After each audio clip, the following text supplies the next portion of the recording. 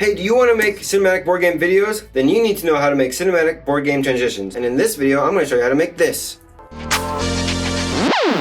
Hey, welcome back to the channel. My name is Clayton, and on this channel, we have fun with board games. Before we get into today's tutorial, I just want to give a huge thank you for all the support for everyone that watched my latest Wingspan video.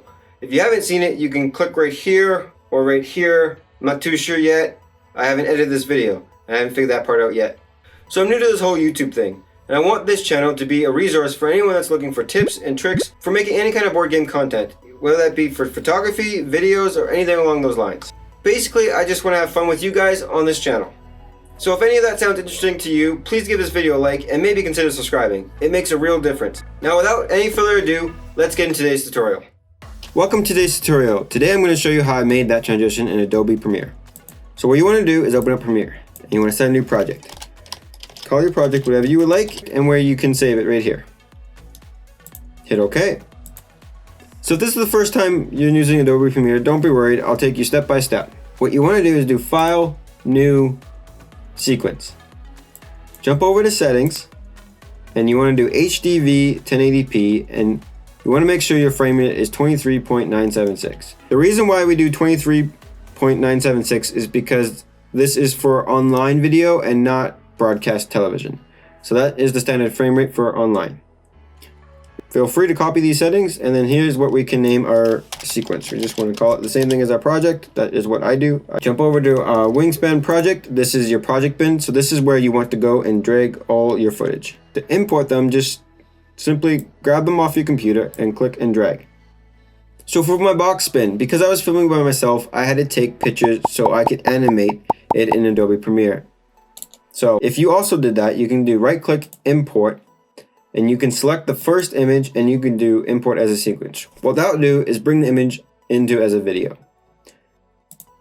To make sure that it's correct, you can double click on it and it will pop up here in the source window and you can scrub through.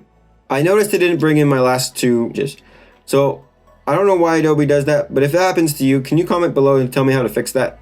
So right click, import, and I'm gonna grab my last images. Let's check image sequence, hit OK. So I'm just going to go ahead and name this and call it box spin. And I'm going to rename this box spin 2. It's important to label your footage for faster editing in case you have tons of footage in your project bin. Now you'll notice that our sequence is 23.976, but our footage is not. We want to make sure our footage is always matching our sequence. So what you're going to do is click and drag over your footage. Right click, modify, interpret footage, assume frame rate, 23.976. Hit OK. If you don't match the frame rate when you export it, the video is going to seem wonky. We don't want a wonky video. So for the first clip, we want to use the box clip. So just click and drag, and you want to put it on video track 3. I'm going to get an error because I filmed it in 4K and this sequence is 1080p. We just want to say keep existing settings, and we want to double click effects controls up here, and we just want to scale that. I'm going to scale mine to 55. You'll notice that it's upside down. To fix that, I simply need to go to the rotation and change it to 180. This is the X and Y. I don't really want to see the table as much, so I'm going to move the Y axis up a bit. So the Y will lift it up and down, and the X will go from left to right. Alright, I like that position. You notice we have this audio. I don't want the audio, so I can right click, unlink, and delete audio. Now I don't think I need this whole clip because I do the box break twice. So we just want to find the point that we want, which would be about here. Select your footage, hit Control K, and that will put a cut.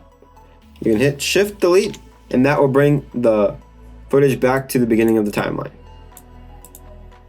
Alright, just going to adjust it a little bit, and there we go. Now what I want to do is add a little bit of a zoom. So I'm going to select the clip, I'm going to go to Scale, and I'm going to go a couple frames up with the arrow keys on the keyboard, and I'm going to set keyframe here, and then I'm going to jump to the end of the clip, go to about 150, so you can see how it zooms in. So instead of cutting on the timeline, what we can also do is set our in and out points by double clicking the footage, and it will appear right here. So just find where you like, and you can hit I, and then you can hit about O where you want the out point. Now you can click and drag without the audio with that button there and put it on video track 2 and put it underneath our first clip. Now I want to line it up for when the box opens. The box opens about here, so just drag this clip a bit back. How this works is whatever's on top be what the clip shows, and whatever's on bottom, when the clip ends, that's what we'll see. But what we're going to do is do something with masks. So we're going to click the top clip and we're going to go to effects, and we see these icons here over in opacity. We want to simply click this. And then we want to do invert, and then we want to move the mask and line it up with how the box opens up. Like so. And to blend the clip, we're going to use the feather. I like 50. It's a personal preference. And then we want to hit the stopwatch to set a keyframe of where we want the mask to start. And then we want to go keyframe by keyframe and select the mask. If you can't see your points, go here and you can adjust it to 25%. And you just want to follow as the box opens up. I'm going to do this really fast for you.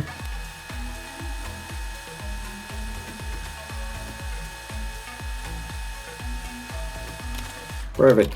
All right, so to go back and forth, I'm just using the arrow keys on my keyboard. Now, what I also want to do is follow the zoom to seem like it's seamless. To do that, select your player board clip, effects controls, and we're going to do the same thing that we did to the first clip. We're going to start where the box opens, about here. I'm going to change this to 105, hit a keyframe, and then we're going to scroll to the about right here, and I'm going to jump it to 200. Now, it's not completely straight, so I'm just going to adjust the rotation a little bit by clicking and dragging. First 180 first for the rotation, so it's the right side up. Now I can kind of adjust it. There we go. So what's happening here, we didn't tell where a mask to start. So you want to click your first clip, select the mask, and simply drag it up. Go back another frame. I'm going to make sure it's not touching a video. I think we're okay. Okay, once you do that, you should have something that looks like this.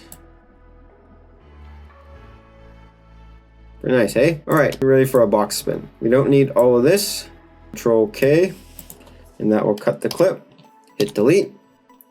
And then same thing with here. Control K, hit delete. Now with our box spin, we just simply bring in the clip here.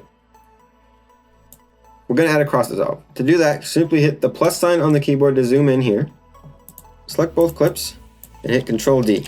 Now we don't want it here, so we just select it and hit delete. We just double click cross dissolve. We only want it for 2 frames. There we go. This we only want for 2 frames. And then we want to kind of just put it 1 frame back, like so. Now because our box is zoomed in, we can zoom that out a little bit. I shot it in 4K, so we have a little bit of room to work with. Just adjust that to 50. We want to do that with a second clip here, 50. All right, let's see how that looks. Not bad. It seems a little fast. So to change that, all we can do is right click on this effects, and we want to go time, speed. Now we can drag this down a little bit and you'll see this little line. So I like to slow it down to about 80%. Do that to our second clip. We want to zoom in till we see the effects. Right click, time, speed. Change it down to about 80. Now let's slow down the clip. You can hit the minus sign again to zoom out, and you can hit play. Not too bad. You can kind of play around with it as much as you want. This was just for a quick tutorial. I hope you guys enjoyed it. To export, all we need to do is File, Export Media, and we want to make sure we do our preset to YouTube HD and hit Match Source. And what I also like to do is scroll down and make sure we get the maximum bitrate. Hit Export. So I hope you guys enjoyed that quick little tutorial. And if you learned something, please give this video a like and subscribe. I'll leave links for everything I used to create this video in the description box below. And I'll catch you guys in the next video.